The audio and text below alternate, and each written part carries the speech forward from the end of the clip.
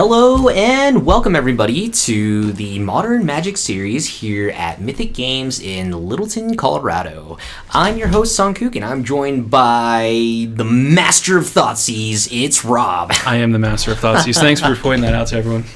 Oh, of course. I mean, how long has it been since you played a deck without Thoughtseize in it? I was born with them in hand, actually. Oh, yeah, I figured.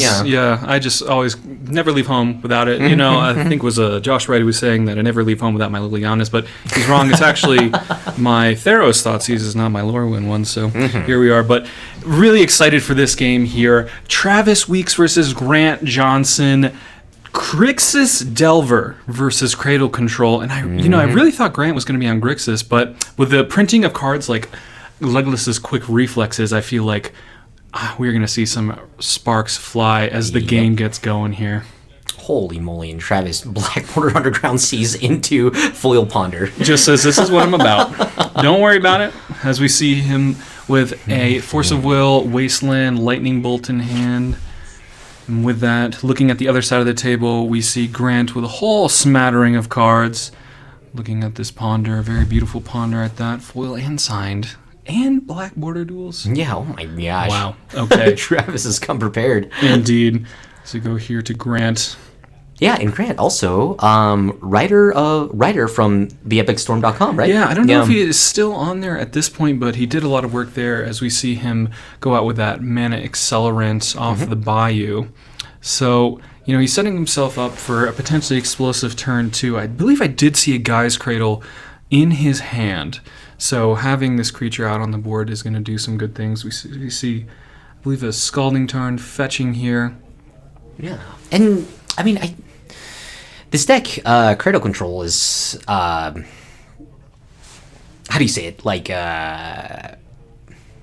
it's kind of a mishmash of like two decks almost, right? Sure, It's like kind of like elves, but also kind of like a mid-rangey deck. Yeah, definitely. Yeah. How do you think this matchup fares up? Oh gosh, that's not good. Well, that's tough. This is the problem, is that Travis is sitting in it with his hand of having Lightning Bolt, having Wasteland, looking across from his opponent, and him having access to Orcish Bowmasters. But we see him Orcish Bowmaster the Mana Dork, and then Grant says, great, I've got my own. But seeing it force, and the Murktide region goes to the graveyard, which is really interesting.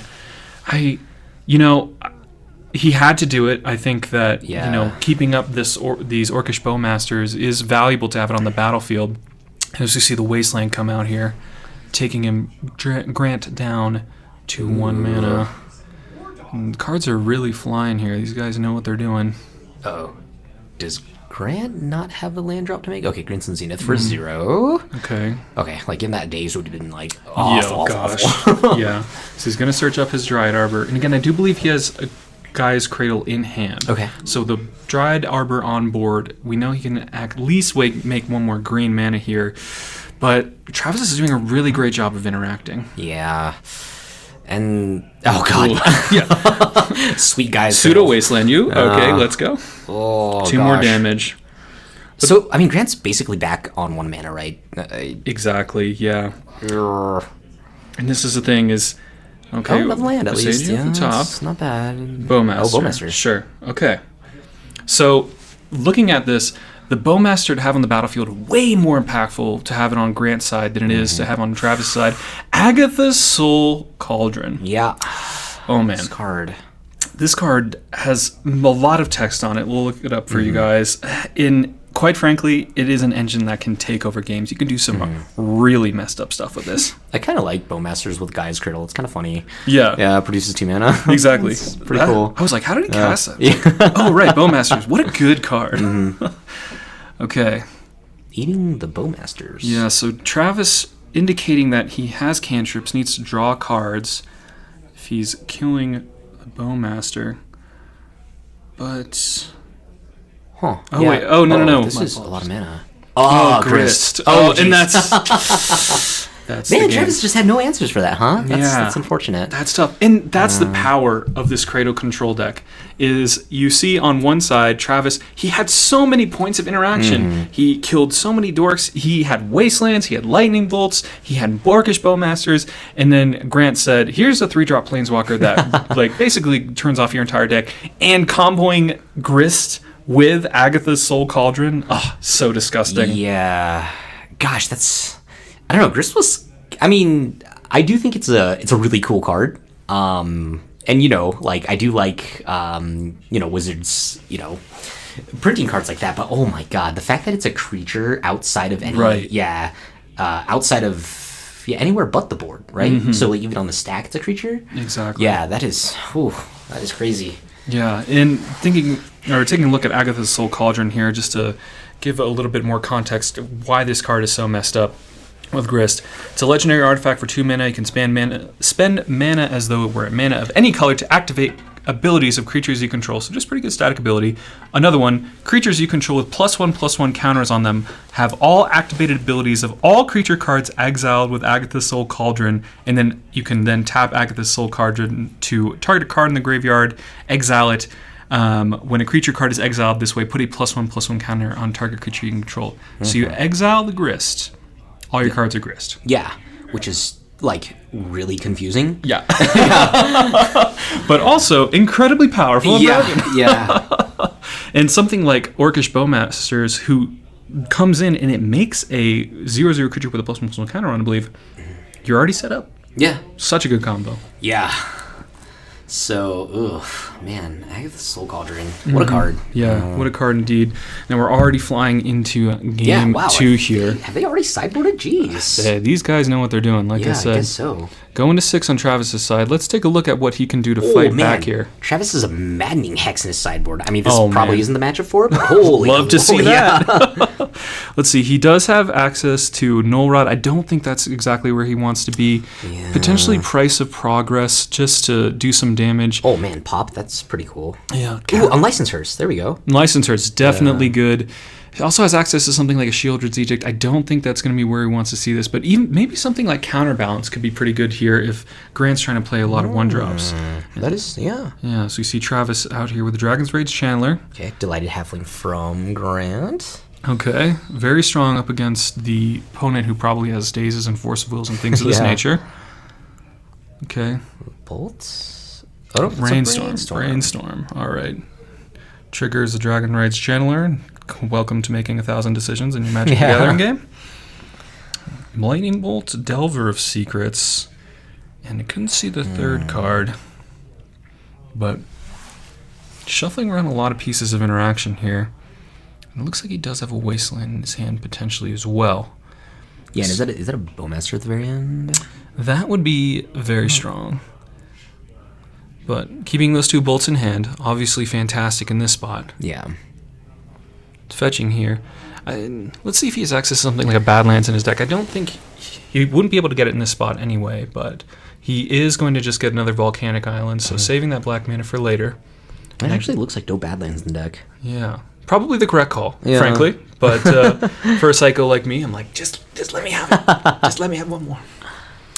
And I can imagine we're seeing a Lightning Bolt here on the Delighted Halfling. Yep. Trigger your DRC.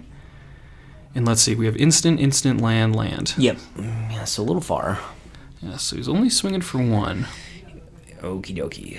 So what's Grant's play here? That was a lot of stuff on turn 2. My God. Yeah, and didn't Travis play that DRC on turn 1? So he could have swung, correct? Do you think there's a reason why he didn't do that? Oh, yeah, that's interesting. Well, either way, Grant's going into his turn 2 here. Zenith for 0. Okay. Resolves. We all know what it's going to be, folks. Yeah. Dryad Arbor, coming to the battlefield. Yeah, without a Painter's Servant, I don't think you can Green Sun for 0 for any other card, right? It's only Dryad Arbor? And you just opened my mind to a whole new possibility. Oh, yeah. I didn't know that was a thing. Yeah, if you have Painter's Servant, you can go get Ornithopter. Pretty cool. That's powerful. Yeah, super powerful. Yeah. Okay, we see another DRC coming out as Grant passed the turn. 2 triggers off the Brainstorm. Oh, you love to see it. Any blue-red gamers out there, I'm sure, are having a great time at home looking at this Brainstorm, putting 2 cards in. I thought he's on the... Okay, so we're just missing 1 more card. Or 1 more card type, rather. Yes. Oh, man. You know, it's interesting to see that Travis keeps his forces in, and, you know, thinking about the Delver deck, that signals to me that he really is trying to end this game faster and not try and get to the mid-range and grindy standpoint. Yeah. I guess, and even seeing a card like, I believe that's Leovold from Grant here. Yeah, it is. One Leovold, Emissary of Trust in his sideboard. Oh, man. Seeing a card like that as he grabs another Dryad Arbor here. Oh. Yeah, Travis does not want to get to the mid-game. Yeah, Grant has a Cradle here, probably, huh? That's probably the only reason why you would get Dryad Arbor here, right? I would imagine, yeah. Ooh, so what is that? Oh, it's there right in front. He's ready. See what he does with it. For 5 mana this turn, if it's a Cradle? Yeah. Man, very powerful. And I believe we see a couple copies in his hand of Legolas's Quick Reflexes. Yeah, that's a card. Okay. Endurance. Oh, jeez. That's big. Ooh, man. You know, I believe I saw a Force of Will in Travis's cards for the Raised Sword or the kept in hand. But regardless, can't cast it or did not cast it here. Oh, and then that was Legolas's Quick Reflexes? Yes. Oh my god, yeah. Oh, that's wonderful. Legolas's Quick Reflex is a new card coming out. Literally was legal on Friday. So just entering the format here.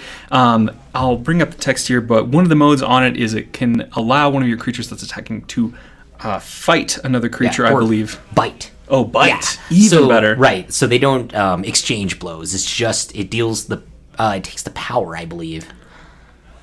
Yeah, gosh, that's that card and split second. I was just like, oh, so much text on that card. 1 green pip, split second, instant, untap target creature until end of turn. It gains hexproof reach, and whenever this creature becomes tapped, it deals damage equal to its power to up to 1 target creature. So you don't even need to tap to do it. Oh man, it's kind of nuts. Pretty nuts. Travis has such a weird hand here. Yeah. Even after trying to sculpt, it's not really coming together. Yeah. Is that a Bajuka Bog? That's a nice looking Bajuka Bog, I'll say. That looks really cool. Yeah. Yeah. All right, so he does flip the Delvers. Oh, but the endurance. Yeah. This one's looking rough for Travis. Yeah. He's going to draw that Force of Will in hand. Probably not when he wanted it.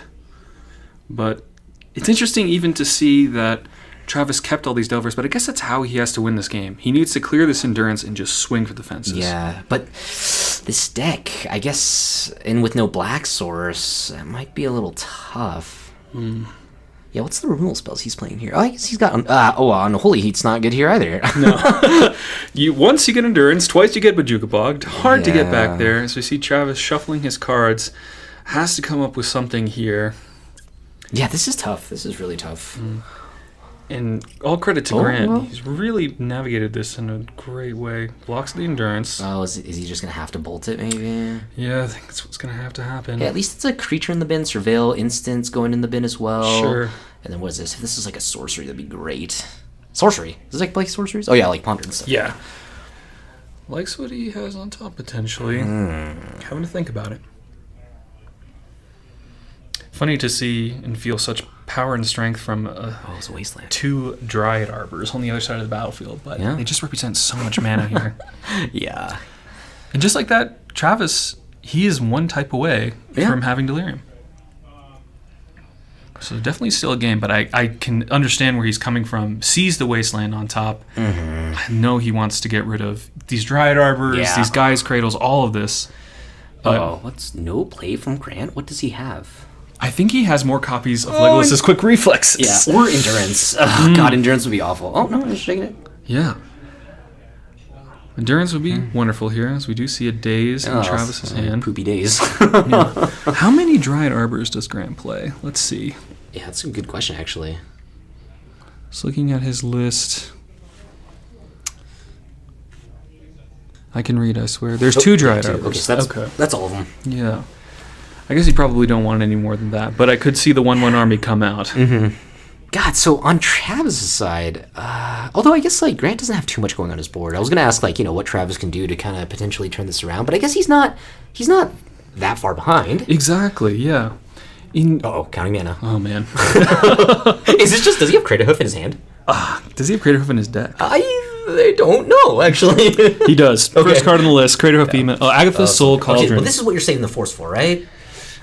You have to answer this. I don't know that he can afford to do so. Yeah, maybe not, I guess. Because right now it doesn't do a whole lot. I think... Oh, that's true. That's true. You know, it can pump his Dryad Arbors, but in terms of activated abilities... There's nothing, right? It don't believe so. Yeah, there's just Endurance and Delver in the bin. Yeah, so, and if anything, if Grant has something to follow this up, the Agatha's Soul Cauldron could be the test spell, because he still has access to, let's see, 1, 2, 3, 4, 5, 6 mana. 2, 4, 6, yeah. Okay. Of course. Yeah, get that poopy days out of here. Mm-hmm. Delirium, potentially. Maybe. Oh, keeping it on top. Okay. Gonna be good. Oh, no, We're thinking about it? Yeah, I don't know. What's Travis looking for here? Because, like, Murktide's not that great. You don't have the graveyard. I think, if anything, he's looking for Delirium. Yeah. But... Then I guess, like, more pieces of interaction, like, you know, Lightning Bolt, Chain Lightning is probably still fine. Murktide in the bin. Okay. So that's still missing a card type, huh, for Delirium? Yeah. Beef. Well, Grant is not producing a lot on his side of the battlefield. So we are in this interesting position where Grant was looking so good with that Endurance, but once it was answered, we do have a 3/2 Delver still coming at you. Ooh. Ponder, okay, there's a sorcery. That's what you want to see if you're on Travis' side. Look at 3 cards, 4 cards with the DRC, bin it. Not Murktide. And also, interestingly, he does not choose to keep the he binned the Murktide, yeah. Which... I think I would have kept it. It's tough, right? Yeah, it is hard to say, though. Yeah, but, like, right now, like, I think the only thing I'm thinking about is clocking Grant. Like, I just want to end the game. Yeah. I'm terrified of what's happening. And also, with so many ways for Grant to clear the graveyard, even though he has these 2, he has to have... Travis has to know he has more Endurances in the deck. So I feel like you're incentivized to just drop that Murktide. Yeah, totally. Opting not to. And this is interesting, too. Grant had a very low life total. Yeah, I guess the 2 threats on the table are going to do it anyway, so you may as well bend the Murktide. It's a good point. Probably looking for more pieces of interaction here. And currently representing Orcish Bowmasters, but I have the feeling that you probably would have committed it to the board if you had it. Man, Grant he's counting his mana. He's got a lot. So, yeah. What's he have in his deck? He's scooping him up. That was a really good game, though, man. Yeah, I was terrified that, like, Grant was going to draw something kind of insane, but... Crater Hoof, you're dead. Yeah. But the thing is, even if he hoofed, Travis would not have been dead. Yeah, that's true, yeah. I don't believe so, anyway. Let's see, Hoof, 8, put 3/3 on those creatures, 4, 12, 16. I think so. Yeah, Travis is at 17, so... I mean, yeah, just kind of in a tough spot for him. And then I know Grant's deck really wants to see an Elvish Reclaimer, probably, right? Like, it's good beater, it gets all of your guys' cradles and stuff, so... Definitely. We haven't seen one yet, so... Yeah, and, you know, you saw that really impactful card in Endurance. That card is so... Looking at Grant's list, he does have 3, which, quite frankly, you know, is definitely the card that you want to see time and time again in this matchup. We saw how much work it did, but he just didn't have anything to follow it up. Just Grant is a person who has played so many different types of decks. Yeah. It's interesting to see him play specifically Cradle Control this weekend, and I'm sure it's because of this Legolas's Quick Reflexes card. Yeah, card is pretty good. Yeah, it's interesting. Like, with this deck especially, I think putting it on Elvish Reclaimer is pretty awesome. But, yeah. And it's also interesting to see here in Grant's list, he has all these one-ofs like Fulminator Mage and things of this nature that he can use with this Agatha's Soul Cauldron, but making the deck-building decision to only have 2 Agatha's Soul Cauldron and then 3 Grist. So he has these engine cards, but... Yeah, he's not all in on it, is it? Yeah. It is kind of the unfortunate part about playing a deck without any sorts of fixing and cantrips and things of this nature, is you are at the will and whim of your deck. And also 2 Once Upon a Time. That's an interesting decision as well. That's a really strange call. I fully believe in what Grant and what he's doing. Looking at that, it's like he has to know what he's doing here. God, he's got a Fulminator Mage in his deck. That's what I'm saying. Yeah, that's so crazy. Yeah, that is pretty nuts. So Grant gets a Dryad Arbor here. Man, Arbor is really important in this deck. It seems it. Yeah. This deck looks so hard to build, but it's so exciting to see it here. Yeah. And I think the cornerstone here, as it is called, Cradle Control for Gaia's Cradle here in... Yeah, that's crazy. Oh. And Travis will see his response. Black bordered volcanic island. As we all sit here as poppers, white bordered duels. Fine. Oh gosh. All right, what turn one threat do we have? Looks like a Darcy, maybe. Whoop.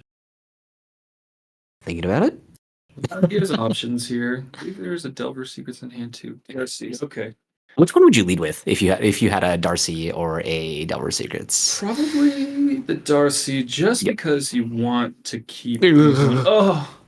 The Legolas's quick reflexes, folks. Oh god. Man, that Dried Arbor.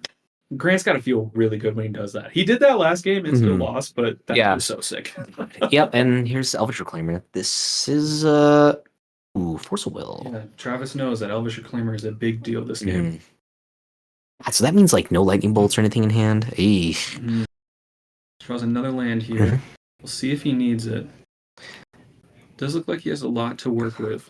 But also interestingly, Force of Will pitching his Delver. Yeah, his other threat. So either he has something else in hand or no other blue cards. Yeah. He really valued that Elvish Reclaimer really highly. We'll see what it shakes out to be though. Oh, must be some sort of inner. Probably Bowmasters, I imagine. Yeah. There it is. Ping your Dryad Arbor. No more quick reflexes for you. As he could have had one there, but probably not the best spot to use it. Okay, Delighted Halfling. Another Green Sun. Okay. He's really aggressively searching out the Dryad Arbors. And you, as a person who's played a lot of Maverick in your time, how do you feel about the way that he's going about interacting in this game and getting out those Dryad Arbors? You know, where's the power that's coming from these green cards? Yeah, so it's really interesting. Oh my goodness. The second Bowmaster. Oh, that's tough. Yeah, I usually, like, especially if I have like a Delighted Halfling, I'll usually save the Green Sun Zenith. But I mean, you have a Guy's Cradle. I think the creature count definitely does matter. Yeah.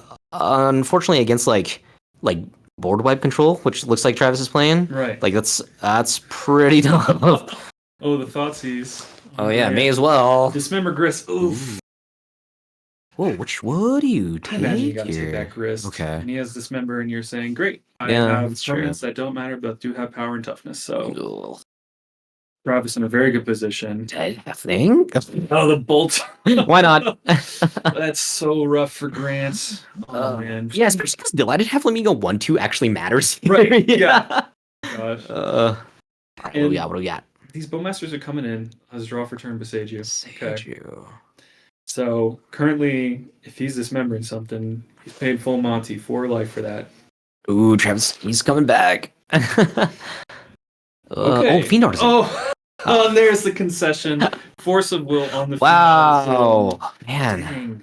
Man, and so it's interesting to see that, especially just given game 1, where Grant was just in this dominating position. It was just like Grist and Travis like, we're good. Let's go to the next one. And I'll be honest, if I'm in Travis's spot, I'm probably like playing two more turns of that game, regardless of if I'm behind, because like I want to see. Yeah, but he knows exactly. He's like, nope, on to the next one. We don't have to think about this one no more.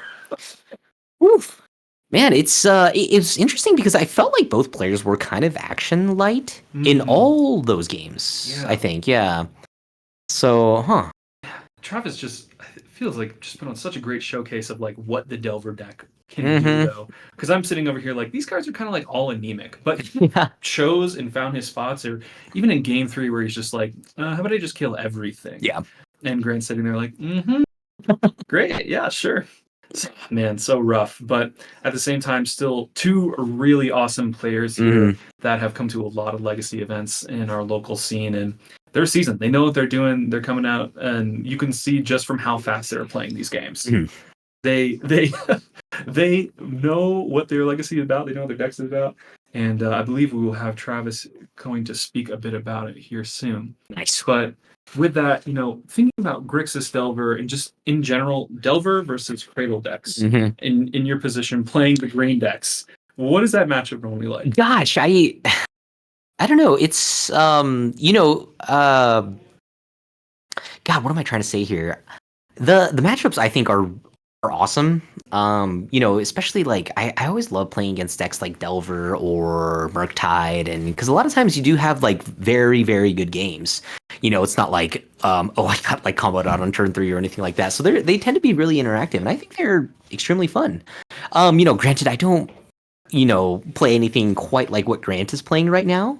Um, so in his deck did feel like a little weak to Lightning Bolt, which it's playing a deck with Gaia's Cradle, like yeah, it's gonna be a little weak. But yeah, I mean, typically I think yeah, I don't think anybody is necessarily favored. I mean, in this particular matchup, maybe Grixis Delver, but Okay, Delver, awesome. may as well. Yeah, Yeah. Yeah. Oh no, that's awesome. Let's get you guys set up here. That's no break.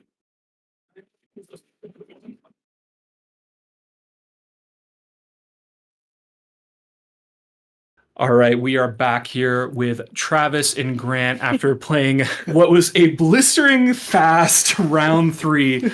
But oh man, those sparks flew, and there was some insane plays. But Travis, I want to start with you, and maybe some opportunity to gloat here. But how are you feeling after winning that round 3? I only showed up today to beat Grant. that was a really good answer. Yeah. But yeah, I mean, Delver did the Delver thing. I flipped all my Delvers, so that's basically all I can ask for. Definitely. Sign of a good Delver player. Yes, And prolific. Yeah. Well, that was really interesting. And, Grant, looking at game 1, you just put yourself in such a dominating position that I was like, okay, like I see what this series is going to be about. You just slam Gris on the battlefield and you're like, yeah, no, we're good here. And then games 2 and 3, Travis, you had so many pieces of interaction, and Orcish Bowmaster, regardless of Grant not drawing a lot of cards, just that one damage to creatures seeming like it did a lot of work. But for Grant, being on the other side of things, tell me about that kind of what was going through your mind with that Orcish Bowmaster sub game. Yeah, I mean, you always want to be the second to play it, just as a general heuristic that I think we've all pretty much built for those that have played a lot of Bowmasters. There's also probably enough people that I can count on one hand that actually know how to play the matchup, and Travis is one of them. Yeah. And like, you don't necessarily have to Wasteland Cradle if you can keep creatures off the board, so which you did a really good job of, and Definitely. it's just kind of how the ball bounces sometimes. And game 2, I would have liked to have seen a few more like castable spells. Yeah, so rough. Yeah, but it happens. Like when you don't, I told him this while we were live. It's like if you don't play a deck with Brainstorm, that's what happens sometimes. And that's exactly what we were talking about in the booth here. I mean, Travis, I saw you in a position as well where you had the option where Grant had 2 Dryad Arbors and a Guy's Cradle, and then I believe you were surveilling, I was looking at a Wasteland, but at that point, I just needed creature removal or just dig for anything to flip DRC. Because outside of like a Grist, I'm basically winning that game at that point. And Craterhoof wasn't lethal at the time. Yeah, that makes a lot of sense. And Grant, I believe you did have Craterhoof in hand. The math didn't math out. Yeah. So it would have been, I would have had to tap one of the Dryad Arbors, so my only attackers would have been Behemoth and Dryad Arbor. Right. Which Dryad Arbor would have been a 4/4, Behemoth would have been a 8/8. Yeah. And so it's 12, and I think you were at 16 or something like that, and then you just had me in the air on the crackback. So it's just like, rather not show you the Craterhoof. I mean, not that I don't play it, but like, having that card in my hand has been one of the bane of my existences. Yeah. Playing this deck, so it is what it is, though. It's what you get for playing an 8-drop in Legacy. Yeah.